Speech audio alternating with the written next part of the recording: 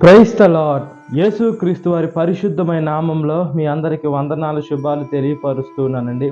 మనము ఎల్లవేళలా దేవునిలో సంతోషించే బిడలగా ఉండాలండి.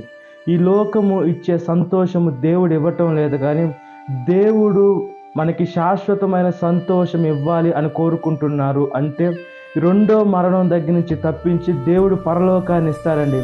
ఈ లోకంలో ఏదైనా కొద్దిసేపేనండి మనం సంతోషిస్తాం, తర్వాత మనకు బాధే మిగులుతుంది.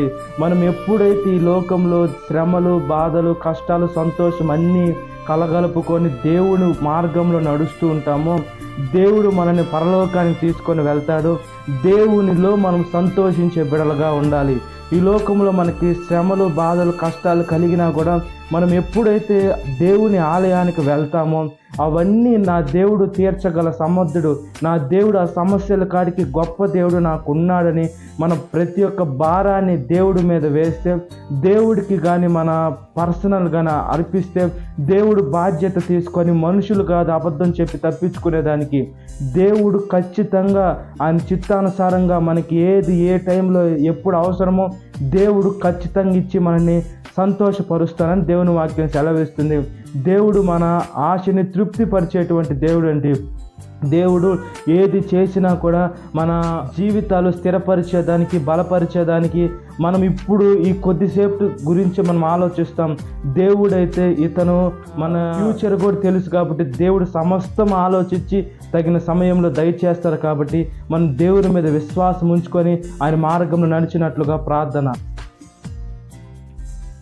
మహాపరిశుద్ధాత్మ దేవ, మా ప్రియ పరలోక తండ్రి, మేము మీలో సంతోషించే భాగ్యాన్ని ప్రసాదించండి అయ్యా.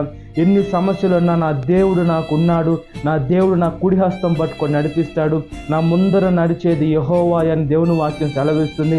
భయపడొద్దని కూడా దేవుని వాక్యం సెలవిస్తుంది. కాబట్టి మీలో మేము సంతోషించే భాగ్యాన్ని ప్రసాదించండి. ఈ లోకంలో అనేక బలహీనతలు, కొన్ని వాటిని చూసి నాకు ఏమైపోతుందో అని మనుషులు డిప్రెషన్లో వెళ్ళిపోయా, ప్రార్థన చేయకుండానయ్యా ఈ లోకానుసారమైనటువంటి అనారోగ్య, బలహీనత, ఒత్తిడిలో మనుషులు అయిపోతూ ఉన్నారయ్యా. నా దేవుడు ఏదైనా చేయగల సమర్థుడు, సృష్టించిన సృష్టికర్తని మనుషులు వదిలిపెట్టేసయ్యా ఈ లోకంలో తాత్కాలికమైన జబ్బులను చూసి, సమస్యలను చూసి భయపడుతున్నారు. ప్రతి ఒక్కరికి విడుదల కలుగును గాక అని వేడుకుంటున్నానయ్యా. సాతాను శోధన ప్రతి ఒక్క బిడ్డని విడుదల దయచేయమని, ఈ వాక్యం వింటున్న ప్రతి ఒక్క బిడ్డని పేరు పేరుని జ్ఞాపకం చేసుకోమని, ఈ దినకాలపు దీవెనతో నింపమని నజరేయుడైన యేసుక్రీస్తు వారి పరిశుద్ధమైన నామంలో మిక్కిలి వినయం తడుచున్నాను నా పరలోక తండ్రి. Amen. Praise the lord. God bless you. Have a great day.